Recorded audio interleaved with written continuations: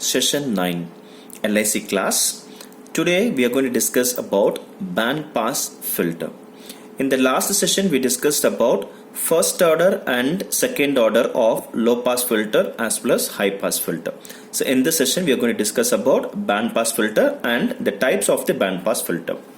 So bandpass filter is nothing but it will allow only the particular band of frequency. What is that particular band? We'll see that now. So bandpass filter is nothing but the combination of low pass filter as well as high pass filter. So it is the combination of first order of low pass filter and high pass filter. So we know that in low pass filter it will allow the frequency up to some high range of frequency, that is from 0 to up to fH it will allow. If it is a high pass filter, from some low range of frequencies up to some high range of frequency it is all permissible. So if it is a low pass, 0 to some high range of frequency. If it is a high pass, from lower range of frequency till some high range of frequency it is all permitted. So by the combination of these two, that is the lower range and the high range, we are going to frame the frequency band of bandpass filters. Now we'll come to this graph now. So here we have the graph. So here we have initially the gain starts increasing from the 0 value. So here we have the increasing of a graph for the gain, and after a particular time period the gain becomes constant. So if I see only this condition, so this is going to act as high pass filter, that is from initially starts from lower range. So all these are going to act as a stop band. For high pass, this is going to act as a stop band. From the point of the cutoff frequency value we are going to have the pass band range. If I see for the low pass filter, so initially the bandwidth gain is going to be constant. After the particular cutoff frequency value, the gain starts decreases in a single roll. So at the particular cutoff frequency is called as fH. So for high pass filter we are going to take it as a low frequency, and for low pass filter we are going to take it as a high frequency. So here in this bandpass filter, the range of frequencies between this FL and FH are only permitted. So this area is called as pass band frequencies, and less than your lower range of frequency, that is your FL, and higher than your FH range of frequencies are attenuated. So less than this is going to act as a stop band, and higher than this your FH is going to act as a stop band. So the frequency between your FL and FH is permissible, which is called as pass band range. So in a band pass we are going to have one pass band and two stop band. So as I said, so your active bandpass filter can be made by cascading with single low pass filter as well as with single high pass filter. So we can design your bandpass filter circuits with the help of single low pass filter as well as a single high pass filters. So here we are going to define the bandwidth of the bandpass filter. So bandwidth is nothing but the difference between, so for example, here the bandwidth is nothing but this is the range of frequency which is permissible, that is acceptable range of frequencies. So the difference between the higher range to the lower range is called as bandwidths. So bandwidth is nothing but the difference between the high range of frequencies and the lower range. Therefore bandwidth is equal to FH minus FL. So bandwidth is nothing but the difference between the frequencies of lower frequencies as well as higher frequencies at minus 3 dB frequencies, because at this minus 3 dB point only we are going to get this lower range frequencies as well as high range of frequencies. And if I see the types of the bandpass filter are narrow bandpass filter as well as wide bandpass filters. So this names comes based upon the value of the Q factor which we are going to choose. So first we'll start with wide bandpass filters. As the name itself implies that it is a wide, so the bandwidth of the frequency response is going to be very large. Now we'll see this frequency response graph. Here I have drawn two sets of graph. So this is one set of graph and this is the other set of graph.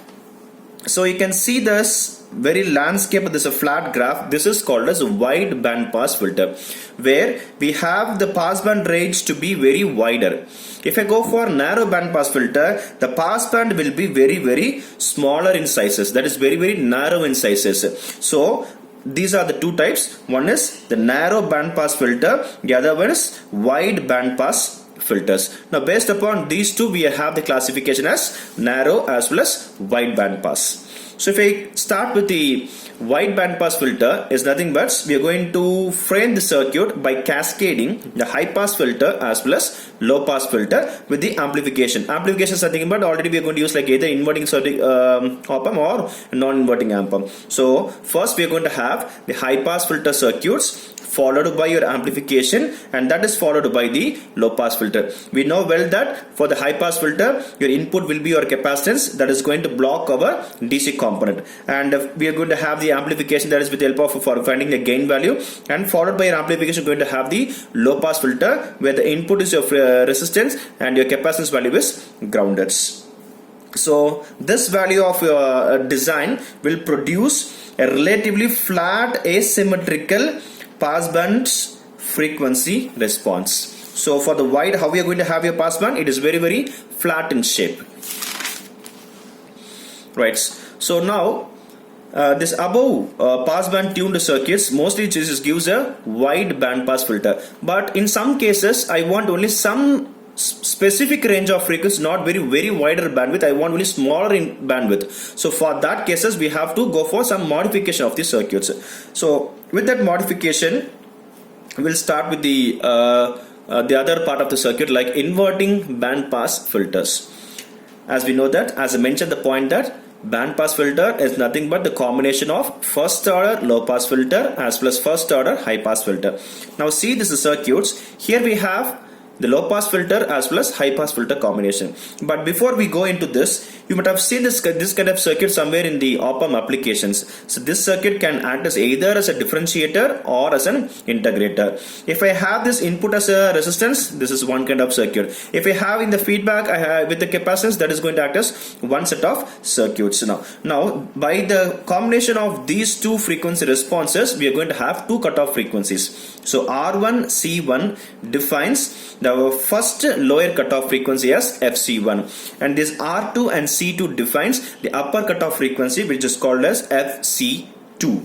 So these two will produce the two different ranges of frequencies, where this is called as a passband range of frequencies now, right? So based upon the above circuit, we are going to have our output as very narrow in shape. The previous circuit where we are going to have very wide in bandwidth. So based upon this circuit, we are going to have our passband ranges very narrow in shapes. So as like this point, we are going to get the graph now.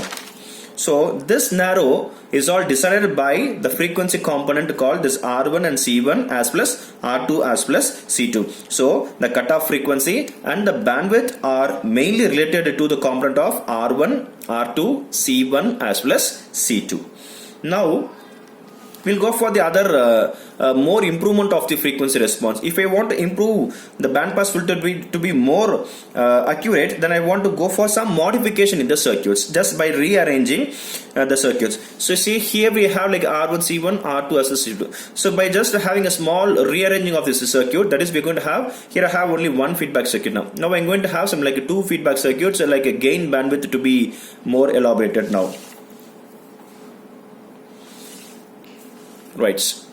So here we are going to see like this active bandpass filter will produce a tuned circuit based upon our negative feedback. So whereas we are going to here we use the op-amp with the negative feedback connection. Previously for the low pass filter as well as bandpass filter, we have used non-inverting amplifier. For the bandpass filter, we are going to use a negative, that is the inverting amplifier. Right. So for narrow bandpass filter, we are going to have the quality factor, the value up to 25. So mostly we're going to have the range like a 10. So if it is less than 10 or greater than 10, so that 10 are defined with the help of our component, how we are going to choose now, right? Mostly for this narrow bandpass filter, we are going to have a very steep roll off on either side of its cutoff frequency, as we have seen already in the graph. See how is the graph for the narrow bandpass filter is very steep roll off. So this is my center frequency or corner frequency, or here we are going to call this as a resonant frequencies. So from this point we are going to have the roll off one on the either side of the center frequencies. So it will roll very steep. As your Q value, as we've seen the point here is like a 25. If the value of your quality factor is 25 means this bandwidth will be very narrower. If the quality factor is going to be like a 10, 15 or 1 and all, it will be keep on get expanded. So then it will become at one particular time like a wide bandpass filters. If the Q is equal to 1 means the bandwidth will be very wide. If the Q is going to be large in shapes, the pass band will be coming as a very narrower together. So this is our multiple feedback connection, that is a small changes has been happened over here. So here, as I mentioned, that we are going to have the combination of the first order as well as first order low pass filter as well as the first order high pass filter. Now you can see the diagram I have marked with the blue color as well as the red color. Now first see this diagram with the red color, a capacitance in the input side, and the feedback I have the resistance. So in the input side I have a capacitance. So for the high pass filter we have the capacitance at the input sides. And similarly, if I see the low pass filter, in the input side I have the resistance. So this blue color line which is going to give a low pass filter connection, and this red color line which is going to give my high pass filter connection. So band pass filter is the combination of first order low pass filter as well as a first order high pass filter. And this red color circuit which gives a differentiator as like a perform, and this blue color combinations will give like a integrator like a performance. So integrator is nothing but a low pass filter combination, differentiator is nothing but a high pass filter combinations. So in this circuits, so we have like a two feedback connections.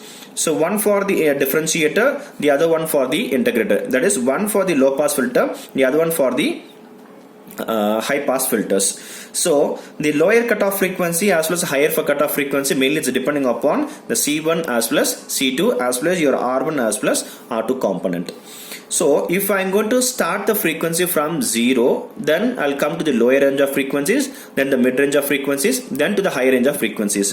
If I'm standing at the frequency value to be very low, so if the frequency value is very low, then the capacitor value will be more higher. If the capacitor value is going to be more higher, it is going to act as a open circuits. If I'm going for higher ranges of frequencies, then the C1 value will be very lower in value. If it is lower in the value, it is going to act as a closed circuit. That is nothing but a short circuit connections. So this C1 is going to act as a short circuit, and the C2 is going to act as a open circuit for lower frequencies as well as higher range of frequencies. And this band pass filter is nothing but a second order, because we have used two reactive components of like a C1 as well as C2. So if it is a first order, we'll have only one resistance, one capacitance, whereas here we have two sets of resistance and two sets of capacitance. So we are going to call this band pass as a second order band pass filter. Next, quality factor. We have seen in the previous point like a Q is equal to 25, right? So that quality factor defines whether this is a narrow bandpass filters or a high bandpass filters. So quality factor is nothing but the difference between the lower range of frequencies as well as high range of frequency. So the overall width of the pass band between the upper and the lower, that is between the 2 point of the corner frequencies at the minus 3 dB of the filter, determines the quality factor or Q points. For example, if the Q value is very low, for example, if I have the value like a 5, that is Q is equal to 5, how will be your pass band range? It will be very wider. If I have the Q factor value to be more than 10, that is for example like a 15 or 20 or 25, my pass band graph will be very narrower. That is, if the Q value is very lower means I'll be having the pass band graph as very wider.